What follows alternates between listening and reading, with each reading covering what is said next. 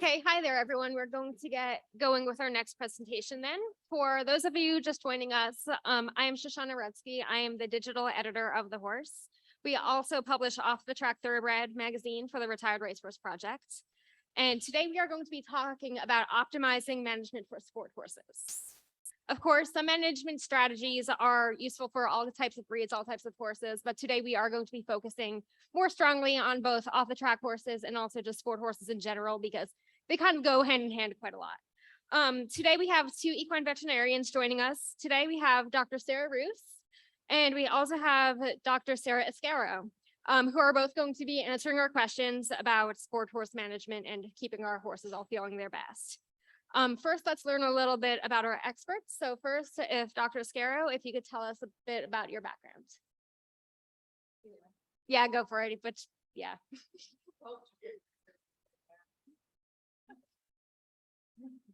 Turn this thing on.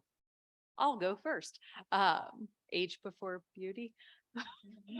So I'm Sarah Roos. I went to vet school at Penn, did an internship in Ocala, residency at Texas A&M. I have to think of my own bio. Practiced up in Washington State for a little while, and then I was faculty at University of Florida for a little over 6 years in internal medicine. And then I went to industry about 6 years ago. So I currently work for Boehringer-Ingelheim, who is the sponsor of this session, as well as the manufacturer of multiple things that you all hopefully use in your horses. My actual horse background, so I grew up doing hunter jumpers in Pennsylvania. The horse I did all of the juniors on was an off-the-track thoroughbred. I'm a little embarrassed to admit I currently own a warm blood. I feel like that's like shameful here. I still love the off the track thoroughbred, but this perfect unicorn of a Holsteiner gelding fell into my lap. So I currently do the hunters with him. I'm the wimpy adult amateur who's very proud of herself if she jumps anywhere above 2'9", but enjoy doing it. All right, I guess I'll be next. So I'm Dr. Sarah Escaro. I guess my bio is not quite as interesting. I went to Auburn University for vet school and then subsequently came up here to Lexington and did the surgery kind of specialty internship at Hagyard Equine right across the street. When I decided not to specialize, I actually was the oddball that went to small animal for a bit and then decided to come back to equine. So I've been now with Hagyard since this January, focusing mainly on sport and performance horses. And I would say the majority of what I do is working with these off-the-track thoroughbreds going into their second careers. So lots of fun there. Horsey background. I did the hunter jumpers as well, mainly hunters and equitation growing up.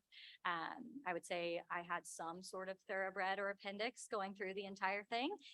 And then I guess kind of what I do now horsey wise is I do have my own off the track thoroughbred from out here in Paris. He was one of my patients as an intern. He had some injuries, but nothing that slowed him down any, I guess, in regards to his second career. And we're trying our hand at eventing now. And I'm definitely green at it, but he seems to love it. So we just keep on trucking along. Perfect, thank you. For those of us joining us online today, feel free to answer or ask your questions through our live chat. And of course, anyone here in person who has questions, definitely feel free to raise your hand at any point and we'll run the mic over to you to answer those as well. Today, our main topics are going to be divided into 3 sections. We're going to talk about management at the farm, so what you can be doing at your own farm at home to be able to keep your horses, especially thoroughbreds, going their best. Routine veterinary care.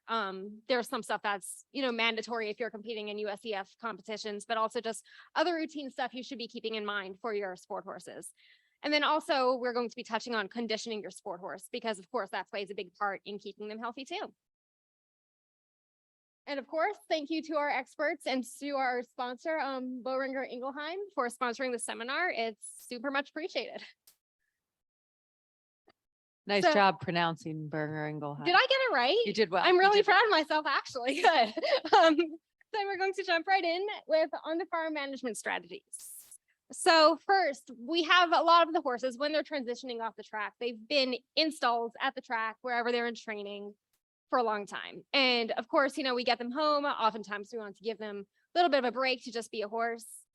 What do you two think is the best practice here as far as stall, outside, a hybrid of the two? What balance have you found works best? Definitely to kind of answer that, I would say it depends on the facility that you go to in regards to what their typical turnout schedule is.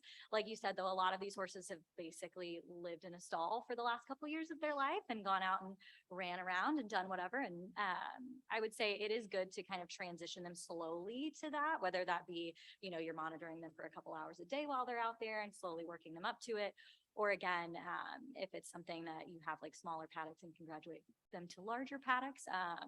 One thing to kind of keep in mind is also a lot of the time you don't see geldings coming off the track. You see more colts. So obviously keeping in mind if it's an intact male, how are you going to turn that horse out appropriately until you do usually end up getting it gelded. Again, knowing that these horses have probably not had that much socialization, keep that in mind in regards to pasture mates and stuff like that. But again, I think it very much so depends, but be aware of where your horse comes from and kind of what they might have experienced first. They do have a lot of energy though. So I do promote them being turned out to kind of get that energy out of their system and keep their brain a little bit happier than keeping them in a stall. So. I would agree. I don't have a whole lot to add to that. I think there is this perception that like all horses should be out 24/7. And if they never, I shouldn't say never, but if they've not recently had turnout, I agree. An adjustment period to get them used to some degree of turnout is nice. So that they don't run so hard that they injure themselves or anything there. I think we also can't necessarily make blanket statements because every horse is an individual. And certainly there are those that adjust better depending upon exactly what circumstance they came out of. And I think most horses do like a job and routine. So I think having, even kind of in that letdown period, some degree of a schedule so that they can somewhat anticipate what is happening on a day-to-day basis. Because we know that is one of the things that does really stress horses out is, surprise or not knowing what's going to happen. So a routine schedule is always going to be beneficial, whether that's turnout, exercise, hand walking, whatever it might be. So then kind of following up with that, if people who have horses coming off the track want them to eventually be able to live out full time, what kind of process do you typically recommend to go into that to make it a smooth transition so that it's not just a total shock to their systems? I think, again, easing them into it. So starting with a couple hours and then increasing throughout, a couple weeks to months. If there is a calm buddy who can be out with them, which is sometimes asking a lot of the buddy. I wouldn't in general recommend, throwing your, maybe newly even gelded, 3-year-old out with like an 18 or 20-year-old horse who, yes, is going to be calming, but we also don't want that horse to get picked on too much. So you have to kind of read the right herd dynamics there. But even if there's calm neighbors next to the horse that's in turnout, I think just that influence can certainly be beneficial. And recognize that it's going to be normal that they may still go through a period, obviously, where they're going to run around. They might paw at the gate. To some extent, ignoring that unless it becomes a dangerous behavior to let them kind of get over themselves, for lack of a better term, to be out longer kind of sequentially over time. And if there's not good grass, even just having hay outside. So that's the other thing, depending on the time of year, obviously, if there's not grass for them to graze to help them kind of self-soothe and protect their GI tract and all of those things that we want for our horses by having feed in front of them all the time, then, having hay piles and whatnot out there will be beneficial as well.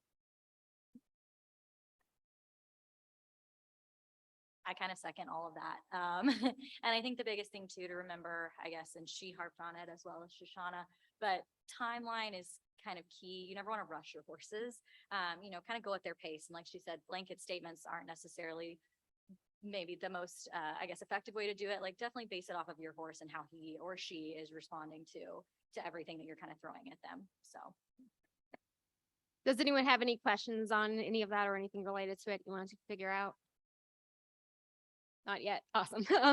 Then with us kind of talking a little bit about the initial transition off the track, what kind of time frame do you typically see to be most beneficial in terms of horse coming off the track, having some type of layoff process, going back into work? What timeline there do you feel is typically the most beneficial? Okay, so again, I hate to be that person that's like blanket statements don't work. But the thing is that when you look at a racehorse and when it's coming off the track, usually they can say that they're retiring sound. But a lot of times that's really strenuous work on their usually very immature musculoskeletal system. So I would say kind of the way to start it out is, and again, I kind of work with one of the rehab facilities here. They'll give them a week or two to kind of realize that they're a horse and they're not on the track anymore, whether that be in a stall, in a round pen, in a pasture. And then kind of from there, they usually will have an initial vet kind of exam performed just to assess, again, physical exams. They'll do musculoskeletal, neurologic, because I think a lot of that will play a role in regards to kind of how quickly you bring that horse along.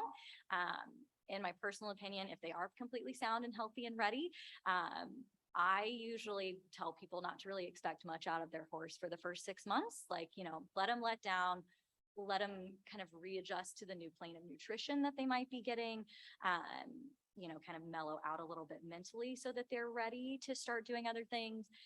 And then obviously very much so slowly bring them along. Some people obviously can, get horses that are a lot more malleable and ready for things a bit quicker, but I typically, the slower you are, the better I have found to be more beneficial in the long term. So. Yeah, I would agree. I often kind of use the analogy, if you're changing jobs, you probably take, hopefully, like 2 weeks off in between jobs just to kind of reset your brain a little bit, take a little time off to relax. And I think our horses kind of need the same, just for that switch to kind of flip that, okay, like my life is now different. That's cool. I'm okay with it, but it's now going to be different. So I agree, at least, a couple of weeks to months where again, they can be doing things, but not expecting a ton. I think the other thing we talked about a lot this week as we were doing all of our intake exams and going through body condition scores, on all the horses here, we had 30 veterinary students that were with us. And so we talked to them about this a lot, as well as the horse owners, but we also have to expect a period where these horses may look a little awkward as they lose that track fitness and that track muscle. We're changing their nutritional plane because they certainly need less calories now that they're not working race horses. But they're going to go through a period where they look a little awkward because they lose that track muscle and they still haven't put on the muscle of whatever their new discipline is and kind of how they're going to carry themselves differently for that. And so I think, again, that takes months to kind of rebuild some things there as well. And we just have to allow them that grace period. Yeah, that's super helpful there. I know, just as a little personal anecdote there, when I took a mare off the track a few years ago, for the first week, we did absolutely nothing. We kind of, started introducing her to turnout, first in a small paddock, then a small paddock with a friend, then in a bit of a larger group. And then within a week, she liked that routine. So then I did start getting on her for just 5-10 minutes and just doing super simple work, not asking anything of a new job, but just, saying this is your life now. But I definitely think having that break in the middle, just to kind of let her reset, be turned out for the first time, was a big deal. And then going off of that too, I drove up to Turfway when I went to pick her up. And I remember walking into the barn at Turfway, and they took the 3-quart scoops and just dumped 2 full scoops of sweet feed into just a bucket in her stall. And it was one of those, okay, so we're going off of, about 6-ish pounds twice a day of sweet feed. Now what? So what do you recommend as far as transitioning them nutritionally when they're first coming off of the track? Again, there's going to be some individual variability here, depending a little bit on, their condition when you get them, and again, kind of what you're transitioning them to and kind of how quickly you're trying to do that. As much good quality hay as they can eat. Again, to some extent, that does perpetuate a little bit of that awkward phase that they're going to go through, where they almost look kind of like they have a hay belly and maybe not much top line as they've lost some of that track muscle. But I'm still okay with that because, again, that good quality hay is so good for their GI tracts. I think at some point, I guess we can even branch into the gastric ulcer question is always a big one. And, that is so prevalent when they are on the track because to some extent, a lot of what they're eating. So we do know those high starch feeds, especially sweet feed, do result in a higher acid load to their stomach, which sets them up for gastric ulcers. Less hay and more grain sets them up for gastric ulcers, as well as having any period of fasting. So any period that they go more than 6 hours without hay sets them up for ulcers. Kind of all of those things describe how horses are often fed while they're still, on the track training that we need to start switching them over to. So again, pretty much if you can keep hay in front of them, 24/7, I think that's going to be the bulk of your nutrition. Obviously, we're not in general going to cold turkey the concentrates on them, but going to a higher fat, lower starch, the higher fat, then we're still getting that calorie into them and kind of a quieter, cooler calorie than a whole lot of sugar and starch can be for them, but making sure that we are still meeting their amino acid needs. Cause I think that's a lot of the ones when they really lose that top line. Some of it is because we cut back so much that we cut a lot of the protein out. And that's what they really need to maintain that top line musculature. So making sure you're still meeting the protein or using a top line enhancer, ration balancer to make sure we're meeting all of those needs. But in general, really trying to decrease that starch load is going to be beneficial to their GI tract as well as their mental health. I mean, I think that pretty much summed up everything that I was going to say too. But again, the importance of good quality forage, the pasture grazing, again, what horses are made to do is to have small, frequent meals as they graze around on the plains or wherever they're, again, naturally supposed to be. So again, kind of trying to remember that you've got something that is usually probably stressed and used to concentrated feed, might have a higher gastric acid reduction already. So kind of just keeping that in mind and keeping them kind of constantly eating, especially. Yeah. So again, for the horses who have been in their stalls primarily at the track, might be allowed to hand graze a little bit, but haven't had full grass turnout in probably years when they're coming off the track. How would you go about reintroducing them to grass?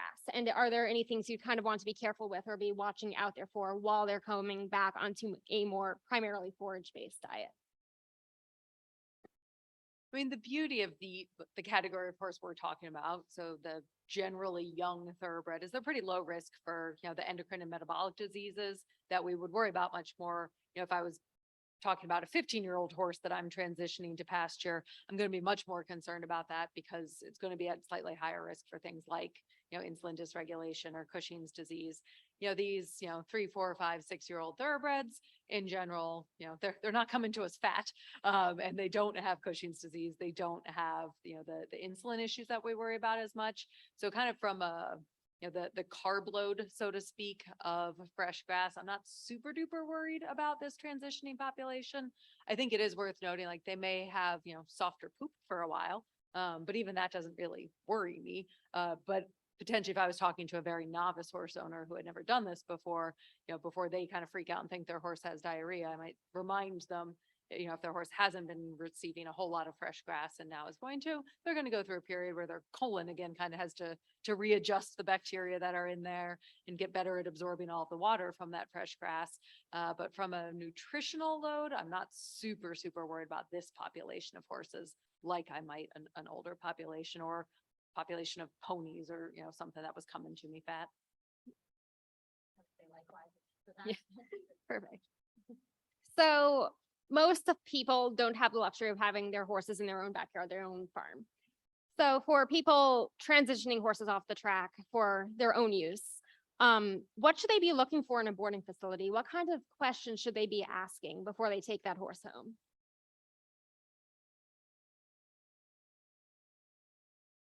I guess I'll touch on that. We here in Central Kentucky kind of have a luxury of most people have had experience with these off the tracks, especially the freshly off the track horses. But again, I think the most important part of that is whoever that owner may be, whether they be extremely experienced or otherwise more of a novice owner, having that conversation with the barn manager and the barn staff, whether it be again to kind of make sure that someone is checking on these horses as you're transitioning them into the pasture, or again, they're keeping in mind those dietary needs that they might need. But another thing, again, not that these guys are ever mean or malicious, but the behavioral habits that they might have from how they behave on the track can be a little bit overwhelming, or potentially dangerous for someone that's not used to handling animals like that. So I think that's the biggest thing, is just making sure that you're very upfront and that the place that you're looking into potentially taking your off the track horse is prepared to deal with, again, younger, spicier horses. They might be mouthy. They, again, aren't used to coming in and out of a stall to and from a paddock. So what does that mean for, just even hand walking them to and from places? And then again, just making sure that they're aware of the different nutritional needs, the turnout needs, the farrier work, all of that. Like they've got to be prepared to really kind of restart them from the bottom up. So I think it's a very good conversation to have with whatever boarding facility prior to getting that horse. Yes, you are rather spoiled here in central Kentucky that most people are going to have that background. So I live in Colorado now. We're off the track there, but it's just not quite as common. And so I think it does engender a different conversation where you do kind of have to ask more, has this barn ever dealt with, kind of that transitioning horse?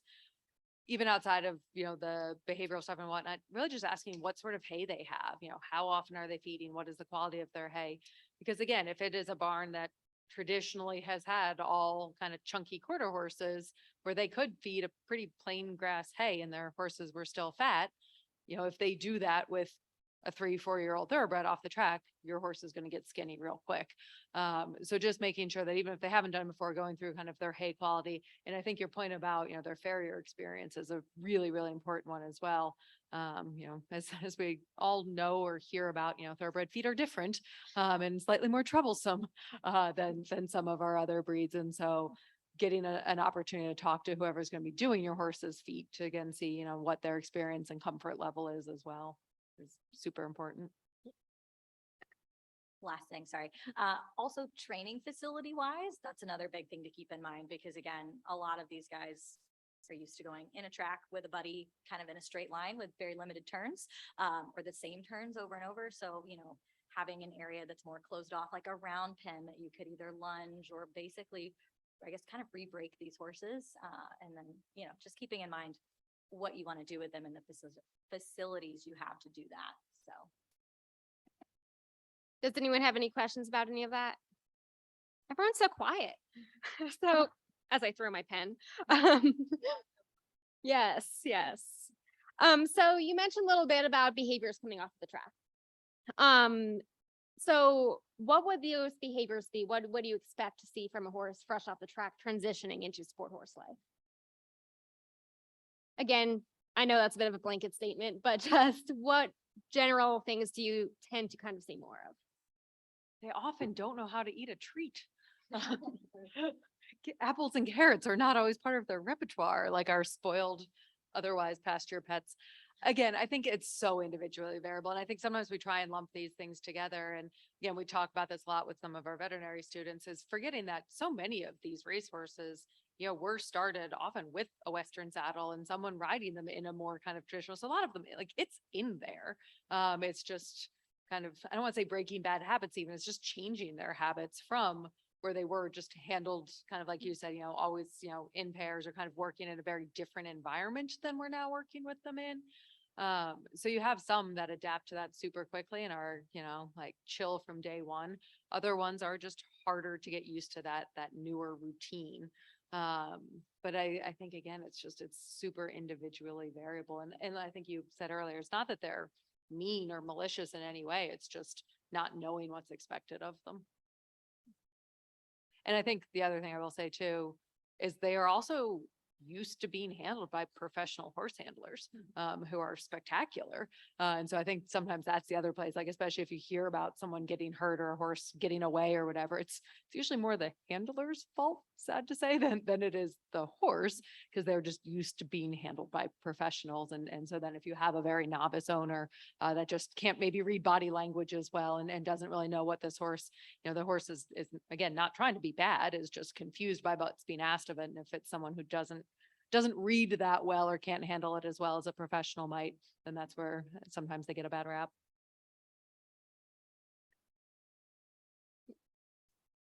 Yeah, so kind of agree with that. But I know kind of what we chatted about the outline, things like cribbing, weaving, stall walking. I wouldn't say that that's necessarily something that you're always going to see just because it's an off the track horse. And again, I think it's something you should potentially know about before you pursue bringing that horse home. Because again, some of those behaviors can be amended, but some of those are going to be permanent. And then how do you potentially manage that and prepare where you're going as well as yourself for all that jazz. So going off of that again a little bit, with horses who crib, weave, stall walk, etc., do you view those more as just annoyances, or can that lead to other issues later on that owners not only transitioning horses off the track, but just people in general should be aware of if their horse falls into one of those categories? So yeah, I mean, they are definitely very annoying stable vices, but they do actually have health ramifications as well. So horses who crib are more likely to have gastric ulcers. There is a correlation between the two. We don't know which comes first, the chicken or the egg. Are they so busy cribbing that they're not eating, and therefore they're going through those periods of fasting? I think we've all seen horses that are so maniacal about cribbing that happens. So is it that the cribbing is setting them up for ulcers? Flip side of that, we know that when a horse cribs, kind of like hitting a morphine pump. They're getting a little endorphin surge every time they do it. So do they develop the cribbing behavior because they have some gastric pain from ulcers? We don't really know, but there is definitively a correlation between the two. There's also a correlation between a certain type of surgical colic and cribbing. So specifically, it's called an epiploic foramen entrapment. Horses that crib are more likely to have that happen. And again, we think it's probably just kind of those changes in pressure differentials and gas and those sorts of things that happen when they crib. So outside of destroying every piece of wood in your stall and on your fence line, and, I've seen the horses who like if the saddle is on the rack next to their stall, they'll like crib off the cantle of your saddle, which is really unfortunate. So all those things are destructive, but there is some health issues as well. And then obviously, wear and tear to their teeth. We start to see some issues with their incisors over time, stall weaving. If you just think about, again, just that repetitive motion, long term, they're going to start to have some musculoskeletal issues just from that repeated kind of weight shifting as well. So outside of the annoyance, unfortunately, there are some health issues. So as much as we can try to find ways to break those behaviors, but whether that's if you just turn them out, does that go away? Again, if you provide some sort of, slow feeder device so that they have hay in front of them, a stall toy, a buddy, whatever it might be to try and discourage those behaviors, it's definitely worth it, both for your horse's health as well as for your barn.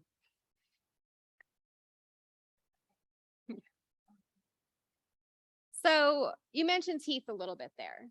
For horses coming off the track, do you recommend having their teeth looked at right away, or what kind of differences with horses transitioning off the track in terms of their teeth and dental health would you be looking into there? So I would say in my very limited experience of working with horses that are still on the track, usually they do have dentists that come around. That doesn't necessarily mean they're kind of veterinary oriented, but they are, again, more than capable of handling your normal floats or some of the more, mild issues that you might incur. The good thing about most of these off the tracks is that they are younger horses. So if there is something that's been going on, it's usually something that's kind of an easy fix, or somebody already knows about it and has tried to fix it. But I would say for the most part, just keeping on a routine float schedule, whether that be, your barn has it every 6 months or every year. I definitely wouldn't do it more frequently than that. But I would say the first couple months that you get your horse, again, since you don't maybe know all the history about it, just have someone peek in the mouth and make sure. Because a lot of times, if you maybe don't do that, I think the issues that come forward are, one, you're going to have issues with weight gain. They might be dropping feed, things like that. Again, if they don't have a lot on their stomach, you worry about ulcers, all that jazz. And then two, obviously with these horses, I think what we're asking them to do in this new and secondary discipline, we're kind of wanting that softness and that suppleness in their mouth. And if for some reason they do have dental issues, it might not be because they don't want to do what you're trying to ask, or they can't figure out what you're trying to ask. It's just physically that might be uncomfortable or annoying for them because of what's going on in their mouth. So. Yeah, perfect. It's nice when everyone's kind of on the same page. Yes. So both of you also mentioned feet earlier, and feet are a big thing for horses in general, but also horses coming off of the track a lot of the times. I mean, it's just a different type of shoeing a lot of the time. The job they're being asked to do on the track versus their new job are two very different things, and shoes are different for all kinds of different things. So would you both mind touching on that a little bit and just what to keep an eye on for feet off the track? All right. So this is like something that's very near and dear to my heart because of where I went to vet school. If you went to Auburn or know anything about it, it's no hoof, no horse. I know it's more than just Auburn, but again, very near and dear to me. again, I think on the track when they're being shod and trimmed, again, you're going to have that predisposition for thoroughbreds to have the thinner sole. They do get the long toes, the kind of underrun heels. And again, when they're getting shod on the track, they're getting shod for a certain purpose. And again, it's usually going to be pretty uniform how they're being done, not maybe necessarily considering the individual needs of the horse. Not that it's a bad thing, but again, when we focus on sport horses, again, even if it's something like a horse that's going to go do Western work or reining or something like that, you're going to put a specific kind of shoe on it versus a horse that may be show jumping. So again, I think the biggest thing to kind of keep in mind with these horses is to keep them on a consistent and a normal schedule. I know, again, I kind of have the luxury of taking a lot of kind of feet radiographs and farrier radiographs, but I do think that's something to keep in mind because again, it's going to be very individualized depending on the horse, and being able to have that image is going to help you balance them a little bit better. You're going to have a goal to work towards. And I do think that that contributes significantly to the overall alignment of the bony column and their comfort level. And then again, their maintained performance down the road. So again, thoroughbred feet, keep on top of them. Yes, again, I totally agree. I think depending obviously on the situation by which your horse is obtained, you may or may not have done a pre-purchase exam. If you did a pre-purchase, you may have gotten foot x-rays with that. I do advise people, even if they didn't do a pre-purchase for whatever reason, well, I kind of hate doing post-purchase exams because sometimes you find things you regret. I do think post-purchase foot films are helpful for your farrier to see exactly what they're dealing with and to see kind of where that bone sits within the foot to know how aggressively they can take toe off, kind of how much sole depth there really is. So I think getting a couple of foot films can be really helpful. And then, going by the individual horse, I think sometimes there is this want or desire, especially if there is a period of several months that you kind of plan on not doing anything with the horse, to just, kind of tear their shoes off and throw them out. And that might work for some, but other ones, then their feet just fall apart. And now when you want to actually start legging the horse back up, you kind of have no foot to work with. So again, really working with your farrier and kind of being clear in your expectations. Like, okay, this horse, like I really don't plan on riding him for the next couple of months, but I need his feet to stay together. And can we kind of start backing some of those angles up so that in 3, 4, 5 months from now, when I actually want to start working him more, I have a little bit more to work with. I think is beneficial versus that desire, which I totally understand as, someone who pays several $100s for her horse's shoes every month, that you kind of want to just be like, oh, like, well, just let them grow it out. And it just doesn't always work that way. So before we go on to our next topic, which will be routine veterinary care, is there anything else anyone wants to touch on there? We have time for questions if anyone has anything. Yep.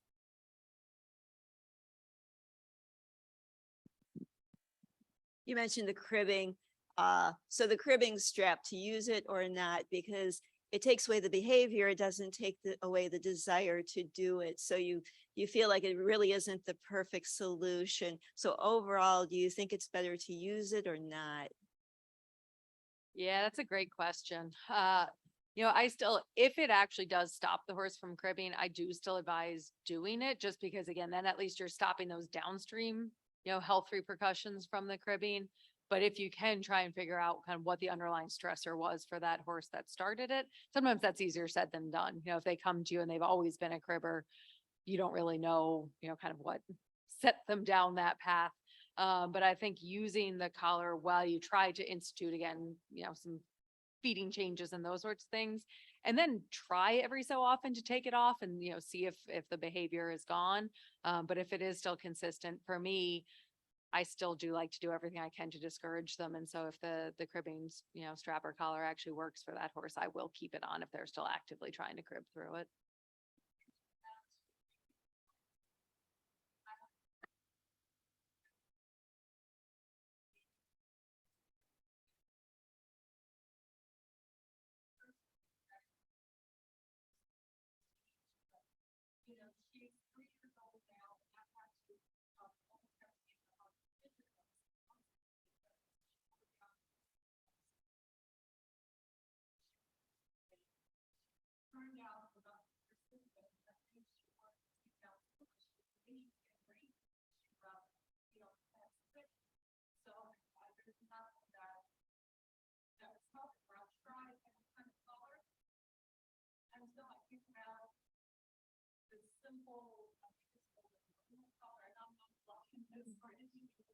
but I ended up buying this simple version called Walmart online. And, you know, as last resort, you know, I just put it on and typed in so tight, I thought it was a huge shoulder. And it stopped, like, it's not the teeth going just once. And it's tight, she's not on here, it's completely off, but she put the weight back on. I mean, it's never. And that's what it is. Like those horses, they're so frustrating because you want to get in their head and be like, why are you doing this?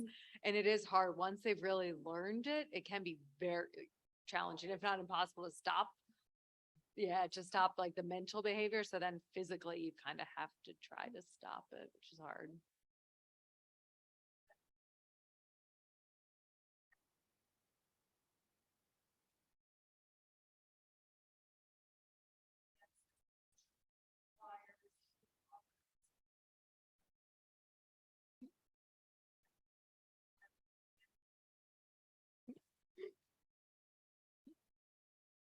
Great, thank you. So are there any questions on that from anyone else? Nope. Cool. Okay, so moving on to routine veterinary care. So USEF, of course, has some rules about vaccines for competing. Could you just tell everyone a little bit about what those are? Because a lot of the time we kind of just forget what those are. All right, so I would say probably the biggest thing that they're going to require you to have for your horse is going to be that flu rhino vaccination. That being said, a lot of times they do require you to have all of those core vaccines, which again is going to most of the time coming off the track, they're pretty good about keeping up with that, which is nice because again, they're treating entire barns and it's very methodical. It's very routine for them.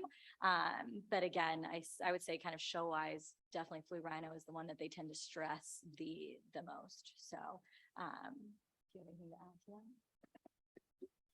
Yes. So in general, in terms of the, EWT, West Nile, tetanus, again, most horses on the track are pretty up to date. And I think keep geography in mind though, depending on, and this is true for any horse that you get, depending upon where you live and where that horse has previously lived. So again, if it's a horse that comes from New York and never left New York, that's going to be very different if you now move that horse to Florida, where their exposure to Tripoli and West Nile is much more frequent. So taking geography into account, if you are in those southern mosquito-borne states, at least twice a year with your Tripoli and West Nile. In my young horse population, when I practiced in Florida, I actually did 3 times a year because I lost enough horses to West Nile and Tripoli, especially if I wasn't sure of their exact booster series. I didn't know that horse when it was young, and I didn't know if it got the whole kind of 3-dose series or kind of where it was at. So really making sure that you kind of think about those things. And I've certainly also lost horses to Tripoli or West Nile that were newly acquired that somebody's like, oh, well, I'll just wait 2 months to get them on the same schedule as the rest of my horses.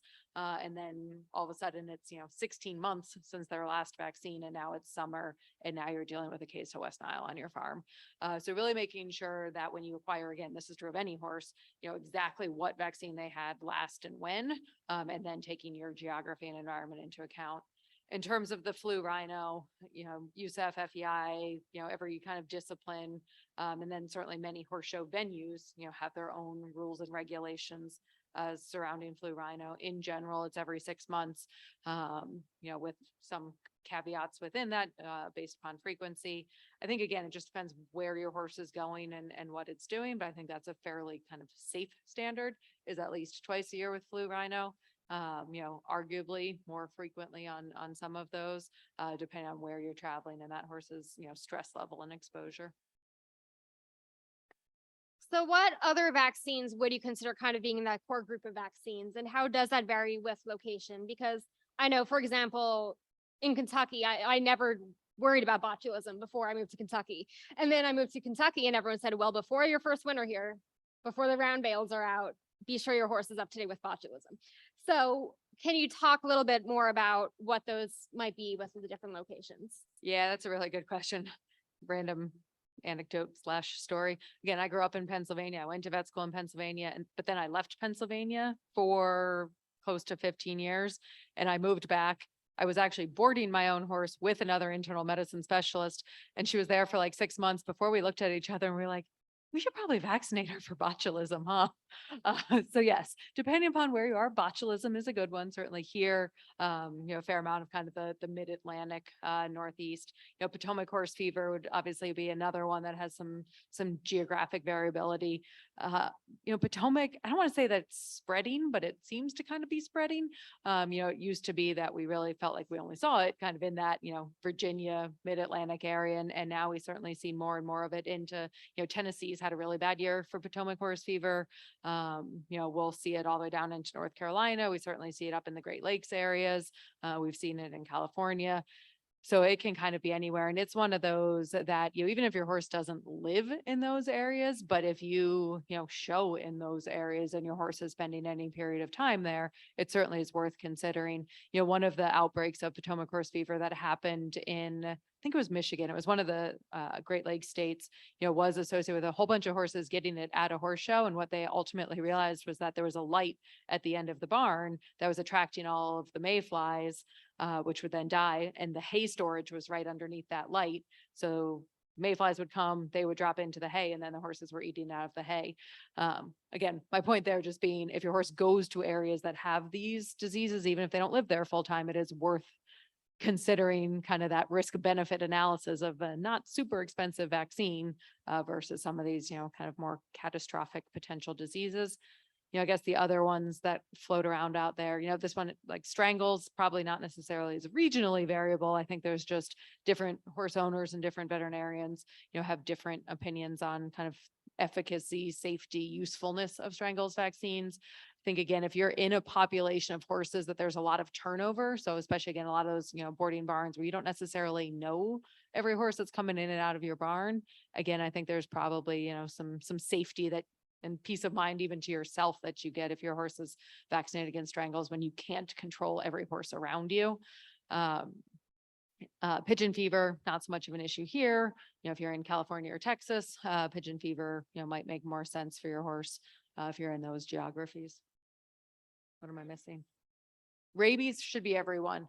So rabies is a core vaccine. So different states have different legal requirements in terms of if it has to be administered by a veterinarian, kind of how that's handled.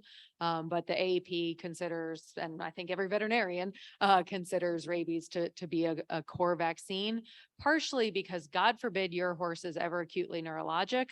The odds of it being rabies, honestly, are pretty low. But if you don't have an up-to-date rabies vaccine, we have to handle your horse in a very different way in terms of, our personal safety, your personal safety, because you probably had your hands near the horse's mouth as well. And then if that horse unfortunately passes away, we now have to submit the brain and just go through a whole lot more. It just makes already awful situations that much worse if the horse is not up to date on a rabies vaccine. So it is one that currently should be done yearly. Yes.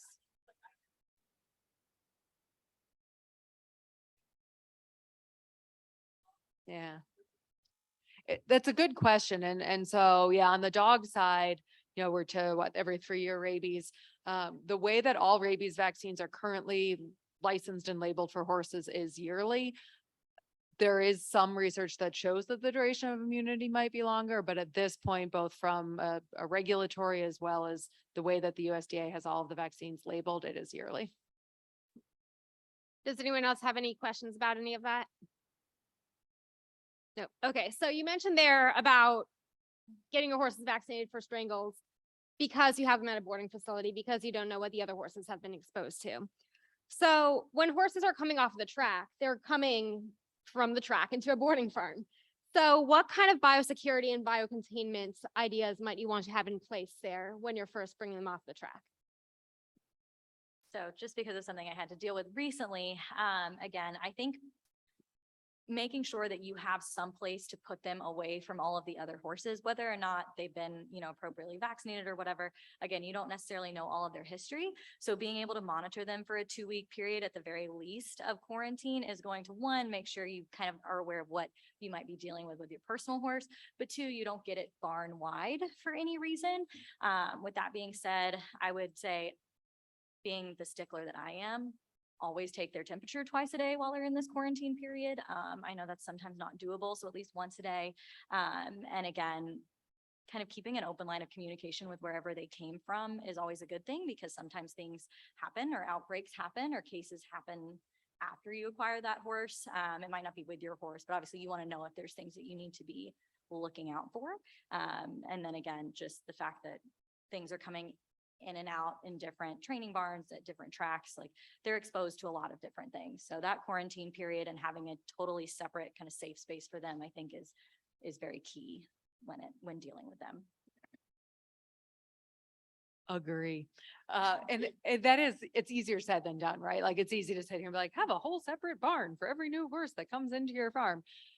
That would be our ideal, and we would very much appreciate that. Recognize that's not always possible, even if there's just, a stall at the end of the barn, and maybe you could have, the tack room or like something else in between, just one stall that even is just a little bit separate from everybody else, and that the horse gets handled last, doesn't share a water source.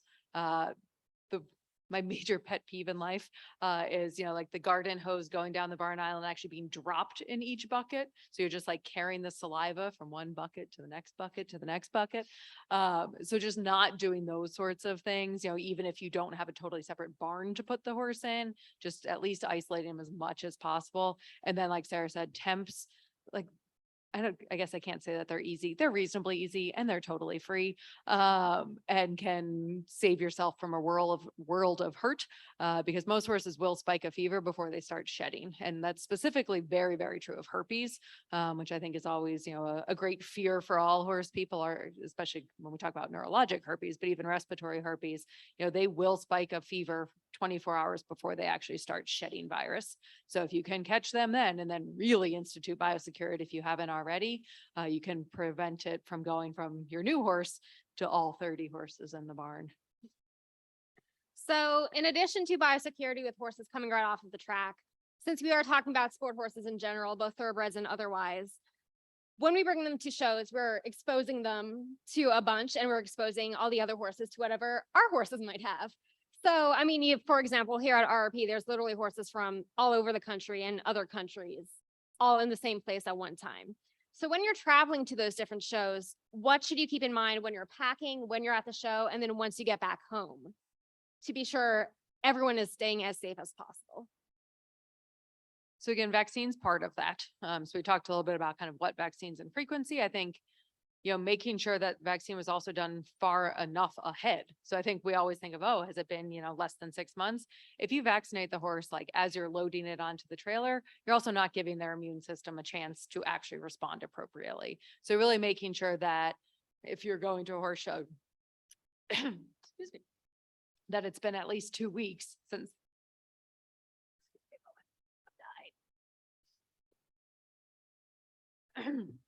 Had a weird tickle in my throat. You may have to talk for a second, Sarah. Go.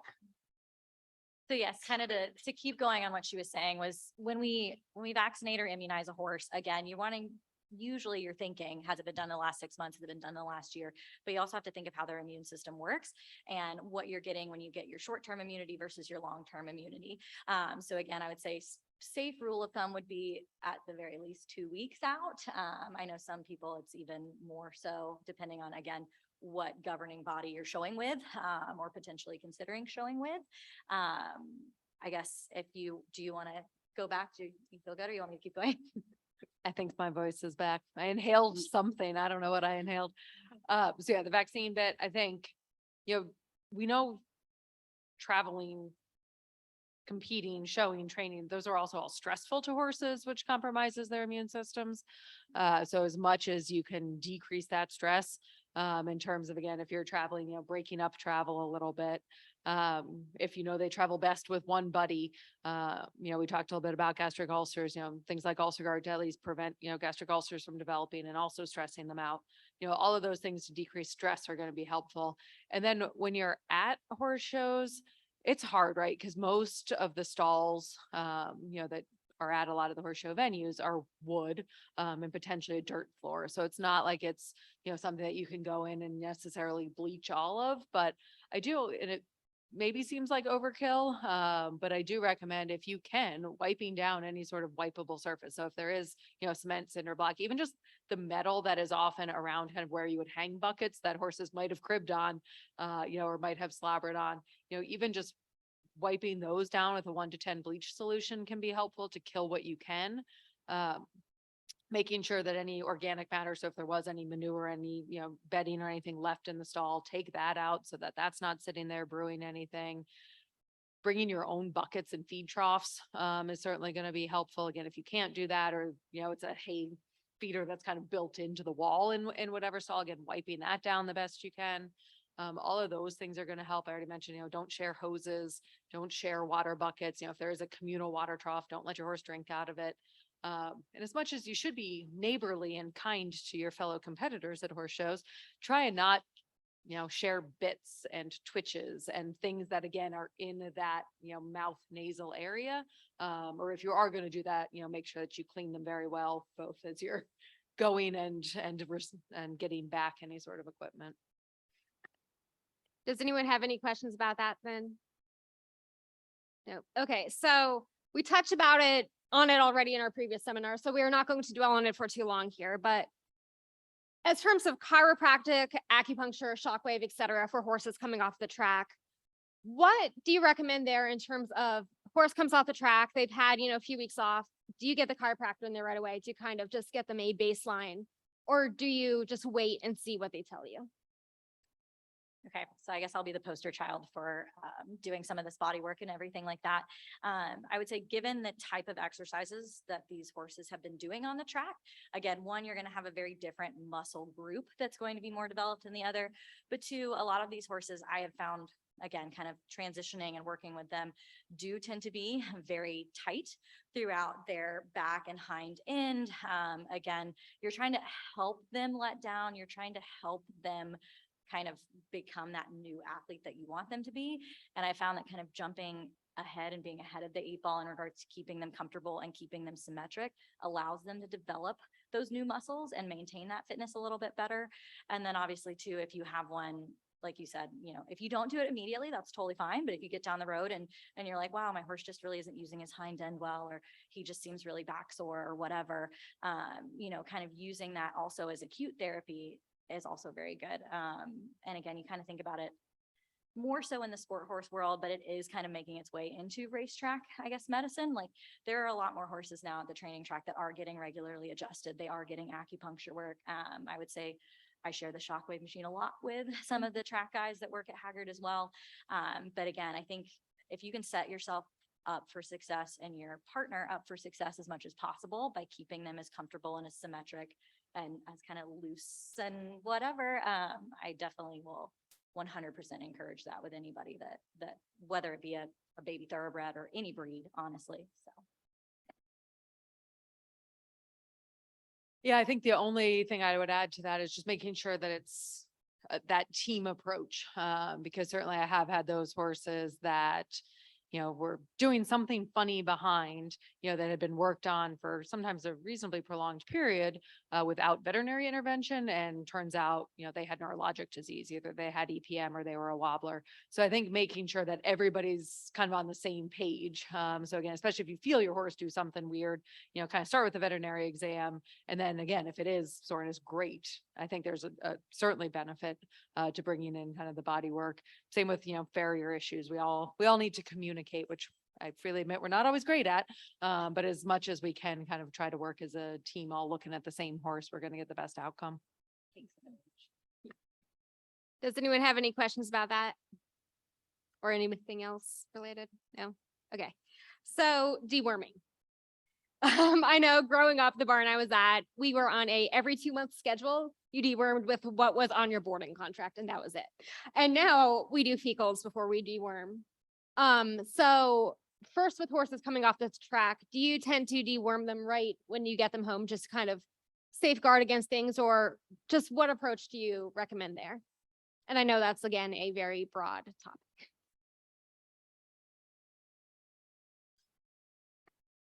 I mean, I guess again, it's going to depend. I think in general, our racehorse population, again, just because of the way that they are managed, are fairly low in the grand scheme of parasite carriers. Since most of the parasites they get, they're going to get from grazing and from soil. So in general, I don't know that I necessarily have a blanket. I'm going to do all of them. Some of it's going to depend upon time of year and kind of when I'm getting the horse, getting back to the fecal egg count bit. I'm a big fan of doing fecal egg counts and figuring out, your low shedders, your medium shedders and your high shedders, but every horse should be dewormed in general twice a year, especially against tapeworms. So, and kind of roughly this-ish time of year, even after we've had a frost, felt like maybe there was almost a frost yesterday because it was real cold out at the mock hunt. But I don't think we've actually had a frost yet. But once there is a frost, that's the perfect time to hit any of your horses against tapeworms. So especially if I am getting, even if it is that off the track thoroughbred that I'm getting roughly this time of year, regardless, I would do them with that. But I otherwise don't necessarily, if I got a horse from anywhere in July, I'd probably say, let's start with a fecal and just see where we're at. And then kind of just plan on getting them on the schedule with everyone else in terms of, again, kind of that roughly twice a year with praziquantel for tapes, and then figuring out the rest of the year what I need for the small and large Strangles. I also kind of wanted to open the floor to you just because of, again, I'm very much so central Kentucky. And so I do a lot of younger thoroughbreds. And like you said, most of the time at the racetracks, they're very much so dewormed quite regularly. But I have found that you will pull fecals on them when they come off the track and you might be like, oh, okay, cool. We think we've got like a low shedder or whatever. And then the next time you go to pull a fecal, the owner freaks out because it is significantly higher. Obviously there are things that you can do for that. And again, pulling your normal fecals and making sure they're appropriately wormed based on those fecals. But I would definitely say, would you have anything to comment on them being younger, as well as what kind of their gastric immunity is at that point? Yes, I think the last word you said would be the key word, which is that immunity. And it's a little bit of, again, kind of why we've revisited some of our deworming protocols over the years. But yeah, if you have this population of horses that has been dewormed every 8 weeks for years of their life with fairly limited exposure to actual parasites, their natural immunity is not great. So now we do turn them out in a field where they can actually, graze some eggs and start to ingest them. They may go through kind of that little surge where they look like a high shedder, but if we almost, kind of let them ride that out, long term, that doesn't mean that they will always be a high shedder. So yeah, I think that kind of transitioning population are ones I'm going to say we need to run kind of a few fecals to see where they're going to line out versus that, 15-year-old horse that I've owned for 5 years.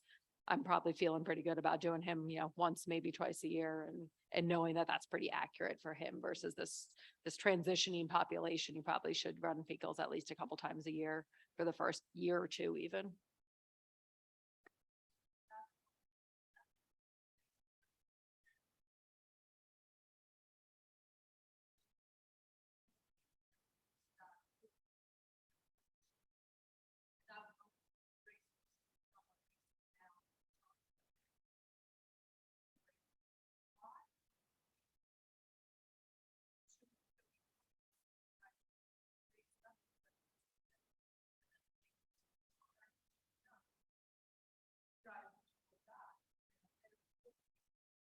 And some of it's habit and tradition that is just hard to break. And I think we all kind of grew up that way where it was, every 8 weeks and you rotate. And it really, the science on it and our understanding of it has changed so much in the last 5 to 10-ish years, maybe. But it's hard to break tradition. Yeah. No.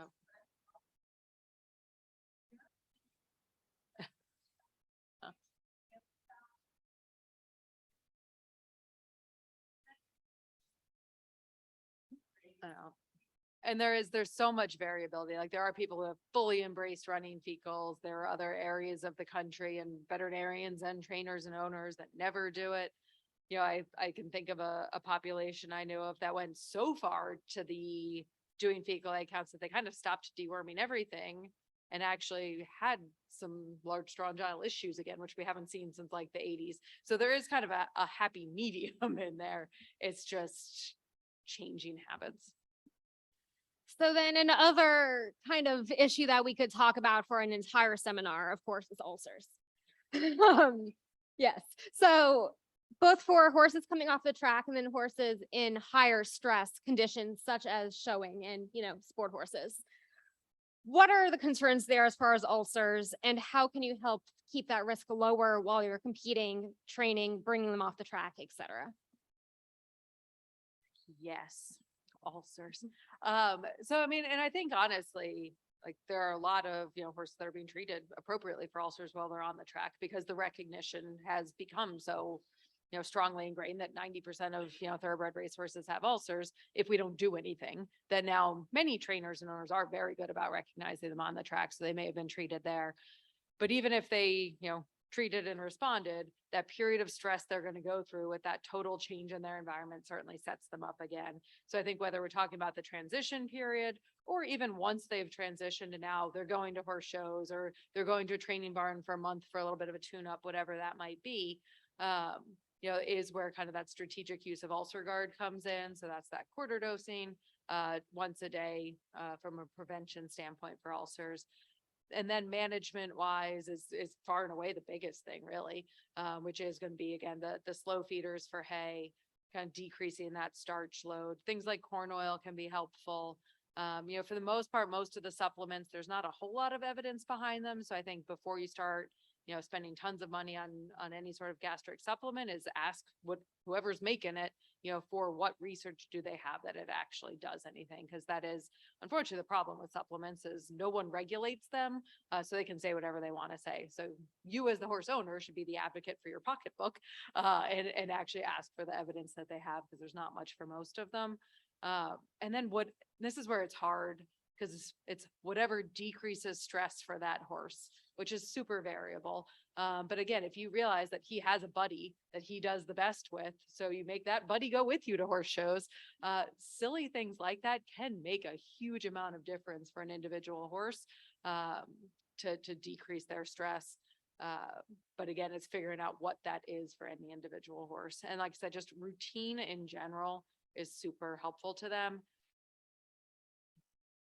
Without getting too deep into ulcers, there are two types of ulcers that we see in horses. So there's the squamous ulcers, which are honestly the very classic thoroughbred racehorse ulcer. The ones that we're seeing more and more of now are what's called a glandular ulcer. So it's in the outflow tract of the horse's stomach. We see them more in warm bloods, but we see them plenty in thoroughbreds as well. We don't always understand the risk factors for those as well. They are also a bit stress induced. But one of the things that has specifically been shown for them, that is the reason I bring it up, is that exercise more than 5 days a week is a risk factor for glandular ulcers. So I also always tell people that, if your training schedule allows for your horse to have, 2 or more rest days a week, that can actually also be preventative, so to speak, against recurrence of ulcers. Yeah.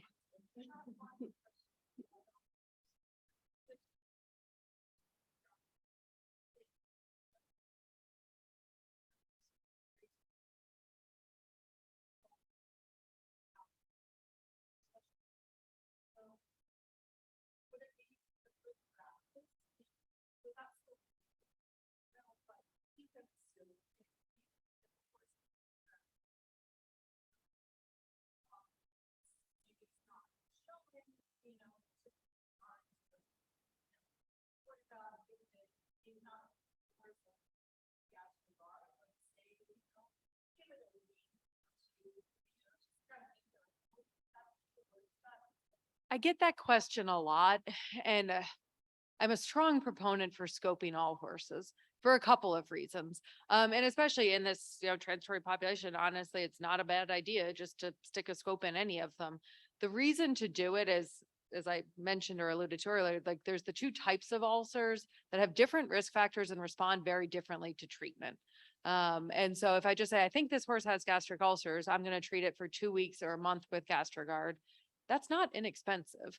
And if that horse either never had ulcers to start with, I just wasted that money. Or if that horse had glandular ulcers, I kind of treated it, but I probably needed to do more. So I still kind of wasted that money that I just spent. So I think as 3-meter scopes, which is what we need to use to perform a gastroscopy, as they've become fairly prevalent in most equine practices, to me, it is worth the upfront cost of scoping a horse to see exactly what is in there so that I know if I need to treat the horse. And if I do, kind of specifically what and how I need to treat that horse. Because I think it can be hard, if you assume that they have ulcers and you treat them for 2 weeks, they may start to look better and act better, kind of whatever behavior you had, but they may not be fully healed yet. And so if I didn't kind of know what I was healing, I just guessed that, I treated them for 2 weeks. I thought, oh, they look pretty good. And I stopped treatment before they're truly healed. Then again, I kind of just wasted that money a little bit. And so it's not inexpensive to scope a horse, but for me, the long-term trade-off and knowing exactly what I'm treating, again, the analogy I often use is if I have a lame horse, I'm probably going to x-ray it or ultrasound it to figure out what I'm treating so that I can best tailor my treatment. And their stomach is kind of the same way.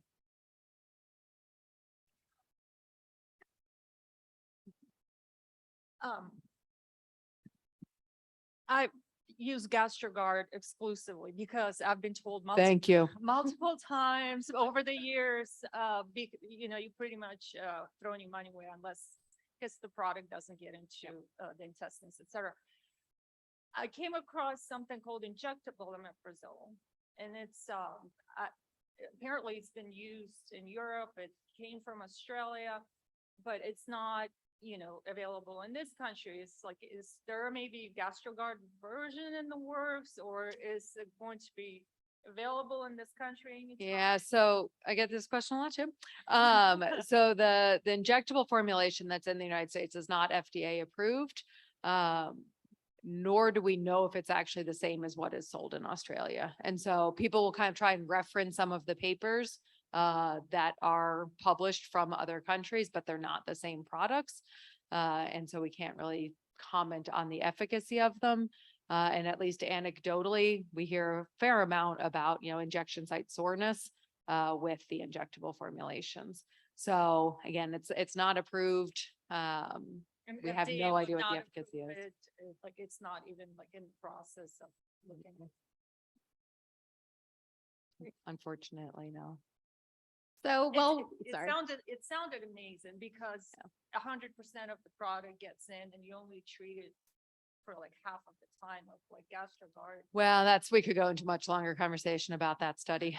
Because even the people who wrote the study will admit that there were some serious flaws in their study. It was a small group of horses, but yeah, unfortunately at this point in time, there's just not an injectable that's available in the United States. That's approved. So while we could focus on ulcers for literally hours and be here until midnight, I do want to talk a little bit about conditioning sport horses, because that's also a very important part of management there. So to start, is there an ideal program? Again, this is very broad speaking, but an ideal kind of conditioning program for horses coming off the track to start resetting those muscles into whatever new job they might be doing next? Like you said, it's going to be a little bit individualized, but also like we touched on and you had mentioned, the muscles that they develop on the track and kind of where they kind of carry their weight and how they move is going to be very different, whether it be Western performance, polo, show jumping, dressage, any of that. And I think my things that I harp on with my clients are, one, be patient with these horses, because again, you're not going to go to the gym and do, 20 crunches 5 days in a row and have a 6-pack like Gerard Butler and 300. I know, I'm sad about it too. I'm really sad about it too. So again, time is going to be your best friend in regards to getting these horses more fit. And then again, I know, and I don't want to open a can of worms, but with where they develop their muscles, it is not necessarily through their top line, their core, and their hind end. Obviously, their hind end is quite powerful. That's what they use to start out. That's what they kind of is their propulsion mechanism. But again, when we think of them being more on their forehand, racing around versus wanting them to sit back and use their hind end more, you're going to have to basically start from scratch. So what I typically recommend is, obviously, if you have the time allowed, start with groundwork, doing a lot of whether it be kind of the ground driving or lunging lunging or doing up and down hills, different terrain, things like that. That's going to be very important with it. I usually am going to be the plug for the PSOA system, but those are quite expensive. There are ways to get around that. But again, you're going to be engaging their entire body and helping them without hindering them in regards to how you're manipulating their body movement. And then again, just making that a part of your routine, even once they are significantly more fit. You know, you can't ever go wrong with too much lunging and kind of top line fitness with a thoroughbred. And that's also going to hopefully down the road eliminate any sort of back soreness, whether it be originating from kissing spines or other things. Again, I didn't want to open that can of worms necessarily, but even in some cases where surgery is not an option, saddle fit and overall top line development are going to be your key ways in managing that disease. And then kind of from there, obviously they are pretty cardiovascularly fit, but if you do give them time to let down, obviously you're going to have to do trot sets, canter sets, all those things to, again, you want their muscles to develop, but you also want their cardiovascular and their respiratory system to be just as fit. And I found that, again, if you start slow and work your way up to things, you tend to hopefully not injure them as frequently. I know there's always those horses that are just accident prone. But again, it's kind of like with you at the gym, like you're not going to go run 5-8 miles off the bat. Like you really want to take your time with them. And I promise it's worth it for sure. So. Yeah, I agree. I mean, slow and steady obviously is going to be the bulk of it. And it will depend what sort of letdown period they had and even what that letdown period looked like.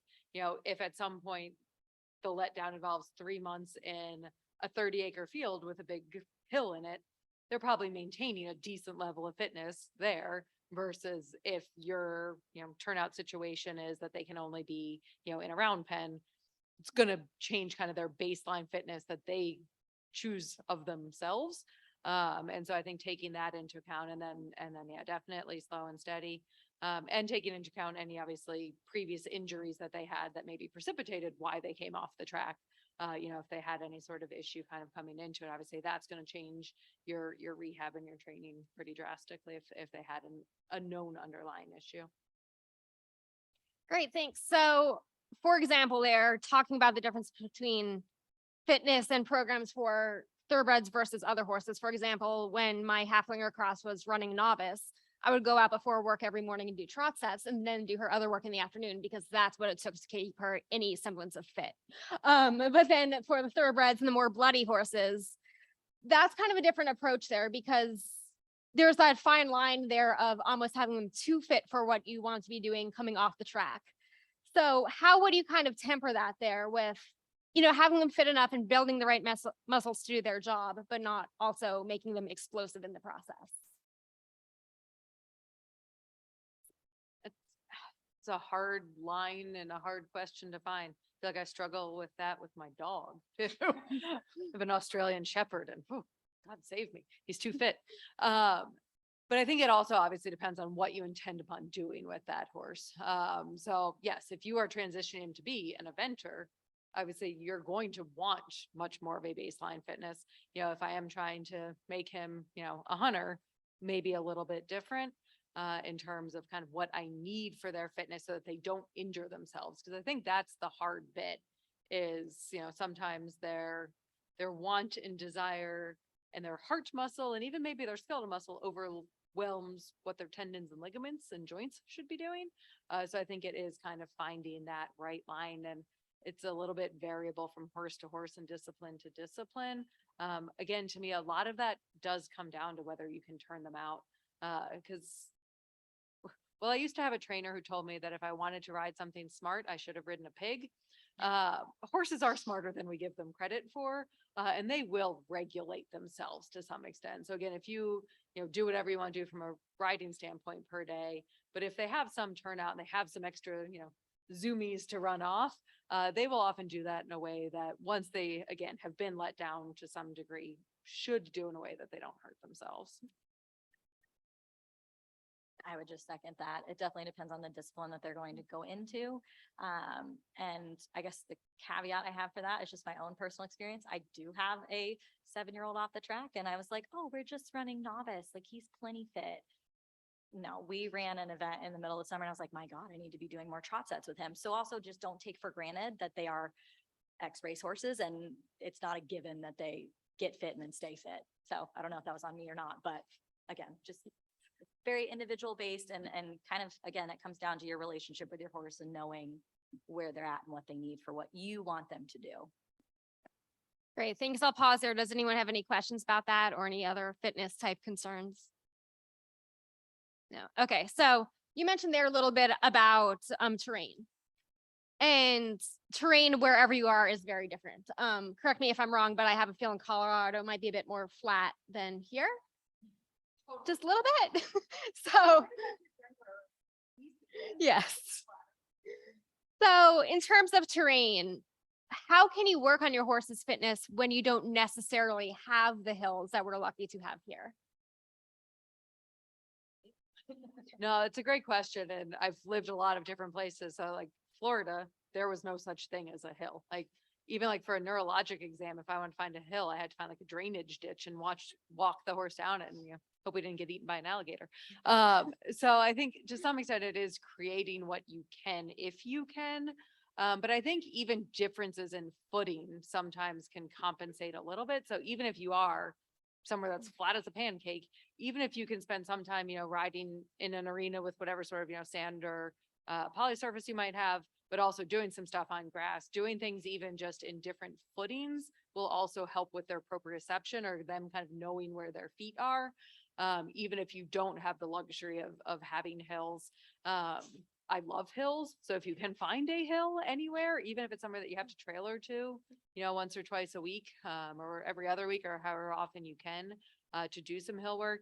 I think again, some of, a lot of what we gain with hill work is especially, hindquarter strength. If you don't have that, I think that's where things like Pessoas and, the Equiband systems and whatnot can become even more beneficial just to really kind of try to force your horse to use their hind end if you can't use gravity in a hill to do it. I would just second that. Obviously, even if it's not a, change in altitude with your terrain, changing the type of terrain that you're on is going to make a big difference, whether it be again in their fitness level or their proprioception or both. And then again, kind of leaning on your training aids and discussing that with whether you have a trainer or not, or discussing it with your vet or not. A lot of the times, if you're talking to most of your vets, they have some sort of, ideas for you to help you, because at least, even if you're not a sportsman person, the basic muscle groups and how to kind of get what you want. So. Does anyone have any questions about any of that? No. Okay, so it's unfortunately getting cold out. And with that, some horses react to the weather change with added energy. And a lot of us are coming off of a show season or taking horses off the track, et cetera, that have been doing a lot of work. And now all of a sudden you have the energy and the fitness, and now it's also cold. So what's your advice from a management standpoint there as far as keeping that, added possible spark of energy under control in the colder months? I'll just barely touch on this, I guess. Kind of going back to what we've kind of said this whole time, turnout is going to be key. They are self-regulating. It also gives them time to stretch their legs. But then kind of the other side of that is that usually in the winter, you're going to switch from night turnout, which is typically the longer turnout, to a shorter day turnout. So that, again, making sure that if you can, I know some places it snows and they can't go outside. So again, I'm very lucky to be in central Kentucky. But other things to consider, I think, again, kind of goes back to some training things where if you need to lunge that horse or potentially expend some of that energy prior to working it, if it keeps you and the horse safe, then obviously that's the ideal way to handle it. I don't know if there's necessarily any sort of warming devices or anything like that calms them down, obviously, but just kind of knowing that they are going to be more energetic, their brain's going to be going 1,000,000 miles a minute. So how can you slow that down is going to be kind of key, I think. Yeah, I have no good advice other than hang on. Use your sticky spray and yeah. I mean, I guess the one thing I wouldn't do is, cut their feed to try and, decrease energy that way. Cause I think the pendulum can swing so far there where you kind of say, okay, I've been working them really hard all summer. I know I'm about to back off their exercise. I don't want them super frisky. So I'm going to, now cut out all of their concentrate.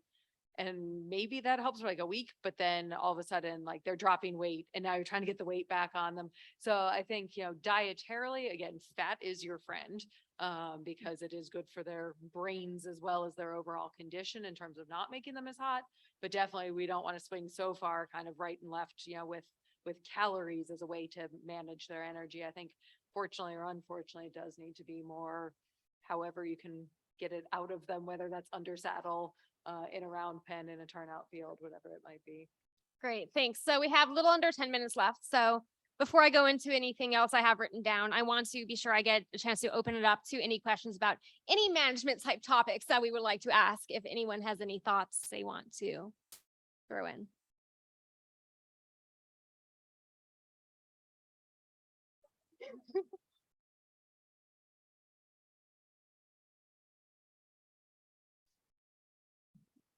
You mentioned earlier that the males tend to come off the track,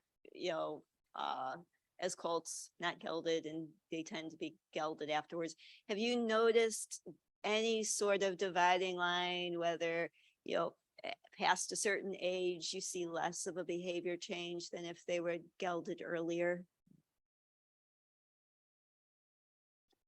I can't say that I really have. I think there's sometimes like almost a gut feeling that way. I guess for me, honestly, and this is probably not necessarily as true of kind of the off-the-track thoroughbred sport horse population. For me, it's more, have they ever bred a mare? Which most of these guys necessarily have not, versus those that, were active breeding stallions that got, gelded later in life. Those ones are much harder, I think, to change the behaviors. But I think for those that just, still had their testicles more for testosterone and speed and fitness than for actual breeding, I haven't really noticed a huge difference in age and behavior. I would second that. I think the reason why most of them are kept intact would be, again, more of the fitness and the testosterone and the muscle development. And this might just be my limited experience, but sometimes I do, if they have not bred a mare, usually they're handled a little bit differently. And they do tend to respect their handlers a little bit more. They might be mouthy, but they at least have a very good set boundary. That's not all of them, I know, but yeah, I would say I haven't noticed a difference age-wise necessarily. So. Any other general questions there? Oh, okay, so the one thing you touched on a little bit there that I did want to come back to is footing. So when they're on the track, they're pretty consistent on what they're running on, working on every day, whether that be turf or dirt. So when you're then bringing them off the track, all of a sudden you're riding in a ring, hacking, going through creeks, etc. So what can you do to keep both their soft tissue, bone healthy, etc. during that transition so that they don't end up hurting themselves? I think, again, just lots of different opportunities to walk, trot, do whatever on at different footings. But especially if you know that it's something new to them, kind of starting a little bit slower. Again, we could spend months talking about arena footing and what's good and bad and too deep and too hard and too soft and what the base layer should be. There's so much that can be done, with your arena footing, but I think getting outside the arena is huge. I think the other thing, historically it's been used a fair amount more kind of in rehab type programs, but probably wouldn't even hurt in this, transition population. Or some of you may have seen like the balance pads. And actually, I think I saw a pair in the silent auction, that horses can stand on in cross ties that really do help their proprioception. It's kind of just like, again, I feel like we keep making gym analogies, but if you've ever tried to stand on a balance board or like a Bozu ball or, do exercises on it at the gym, it does make you use your nerves and like your small muscle fibers very differently. That doesn't take very long. So 10 minutes on balance pads for horses, has been shown long-term to actually, improve their overall proprioception so that they know where their feet are. So then if they do end up in a hole or in deep footing somewhere, they're less likely to kind of have some of those missteps and rolls and whatnot that they otherwise could. I agree 100% with that.